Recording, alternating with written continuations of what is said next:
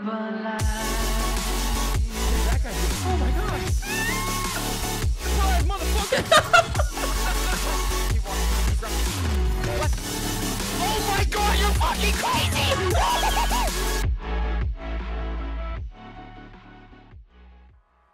What is up, you smexy individuals? My name is Birdman778 and welcome back to another build video. Today we're doing a flak build that is based around pet damage, and we're calling this our Rose Ruiner build. So why do we call this our Rose Ruiner build?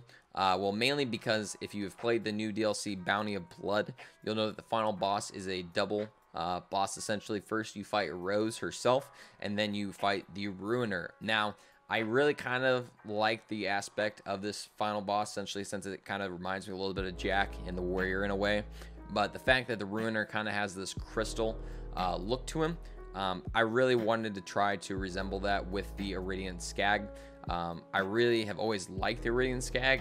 Never really found a use for him. But the fact that I get the bonus damage and the fire rate, and the fact that it activates a singularity has always been really enticing to me. And finally finding a kind of a thematic build to make around it is super cool. In regards to the skill tree itself, we are obviously going Gamma. We're going heavy into all these pet damage. So go for the eyes, Furiosity are a huge one. Going into Barbaric Yelp, so we give those extra bonuses, and essentially just trying to keep our pets' health up as much as possible so it does damage. We're going into Burst Aid and Endurance for the extra modifier augments, just so we can keep our own health up, and so that our Gamma Burst stays up as long as possible, essentially keeping our health going. In the red skill tree, we're doing Interplanetary Stalker, Leave No Trace, a little bit in Hunter's Eye, and then a little bit in Two Fang, essentially just give us a little bit of a boost. And then in the green skill tree, just some own self-healing with self-repairing system. We got Eager to Impress, a little bit in that to keep our action skill time reduced. All My BFFs, so more health. Lick the Wounds, essentially so that our Skag can bring us back up if we fall down. And then into Turn Tail and Run, so that we're constantly getting that health regeneration and damage reduction. So with this build, essentially the main weapon that we're going to be using is the new proprietary license, which is the new Hyperion SMG introduced in the Bounty of Blood DLC. I really like this weapon because I'm a huge fan of Hyperion weapons in general. I've always been someone who's enjoyed probably accuracy over damage more than anything, just because I'm a terrible shot, whether I'm on mouse and keyboard, whether I'm on controller, whatever. So Hyperion's always been a favorite of mine. I have 3 of them on here right now, all with Gamma Burst active, and then we also have a Unkempt Herald ×4 with Gamma Burst as well. I'm using a Transformer Shield with action skill and cooldown rate increased for 20% for a short time, a Bounty Hunter with weapon crit, weapon damage, and action skill cooldown rate, a Cut Purse launch pad, and then a Hunter Seeker. Now, why are we using these items down below? Transformer, essentially so our shield doesn't break as easily from shock damage. We get some ammo out of it, and also as soon as the Gamma Burst ends, we get that cooldown rate to try to get it back up again. This Bounty Hunter, it's got really good skills in general, and also helps out our Hunter skills as well. Cut Purse launch pad, mainly because with this build you're going to be noticing you're going to be burning through a lot of ammo. So quick couple ground pounds real quick, the rockets go and hit people, you get that ammo right back. And then the Hunter Seeker, it's just a good grenade, mainly using it at the end of my Gamma Burst to get more incendiary damage on top of whatever these 2 we might be using right here. Now, all of my weapons that I got here are legitimate. I got them from a farm that I was doing with a kind of, not really an exploit, but like a little cheese that I found from my good friend Chadley99. We'll be showing it here in the video as well. Simply all you have to do is, as flak, go in front of the launch pad leading to the final Ruiner. You get stuck there, you throw some racks, throw some Hunter Seekers, and I use the rail to essentially just break all the crystals on his back, and you get the GG well played kill. It's really good, really easy, and it's really fun to use. But again, all these weapons I got from using that farm, so definitely recommend doing it. I did it for about 3 hours on stream Friday night and got a lot of good gear, so definitely give it a shot yourself. Quick thing to note in regards to the proprietary license is the fact that it almost is kind of like the sister weapon to the Kyozen, which is a doll SMG.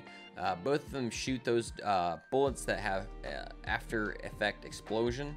But personally, I really like the proprietary license just a little bit more, mainly just because, again, it's a Hyperion weapon. I really like the Hyperion weapons, and I feel like against some general mobs, it does a lot of damage immediately. Not saying that the Kyozen doesn't do that. It's just personally, I think this one's a little bit better. So in regards to our Mayhem modifiers, for the easy one, I'm using Slayer. Why? Because when enemies get that 15% mark, we're able to hit them and they instantly die, dropping shield boosters as well as health boosters. It's really great for Flak because he can be really squishy sometimes. So it's a good trade-off. For the medium one, we're using Healy Avenger. Drops that little heart after an enemy dies, and you're able to get those boosters from that as well if you kill it. It itself is squishy, so you're able to get those boosters off and helps keep him alive. Chain Gang, this is one that you can kind of mix and match if you're wanting.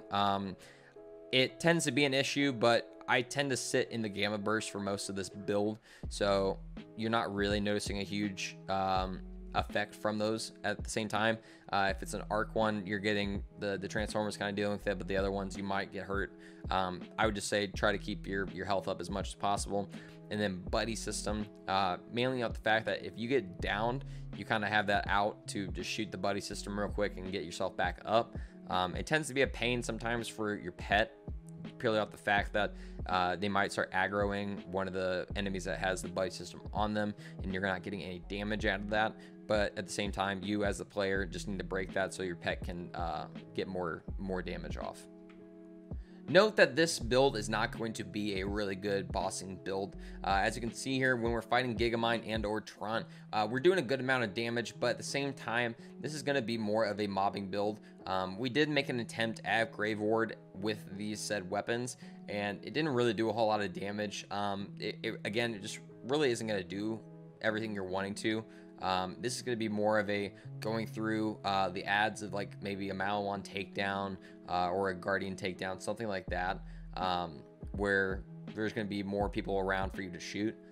Again, not going to be a boss killer. So guys, let me know, what did you think of Bounty of Blood DLC? Did you like it? Did you hate it? What are some positives? What are some negatives from it that you got? Me personally, I thought it was a knockout of the park. The story is really cool. The ambiance of the world is awesome. I'm really gonna say though, I think Borderlands is back regardless of the new DLC, mainly just because of the Phase 2 patch coming out. The rescaling of the game in general gives a lot more things viability. I'm excited for the future of Borderlands. So if you're interested in watching some more, make sure to stop by my Twitch channel, twitch.tv/birdman778. I stream Monday, Wednesday, Fridays, starting at 9 p.m. Eastern. Also got a couple other streams sprinkled in there, so just make sure you stay up to date on my social media feeds. Those being twitter.com/birdman778, instagram.com/birdmangraham, and also make sure you're dropping a sub, hitting the bell here on youtube.com/birdman778. Guys, thank you so much for watching this video. Let me know what you think, and until next time, I'll see you smexy individuals.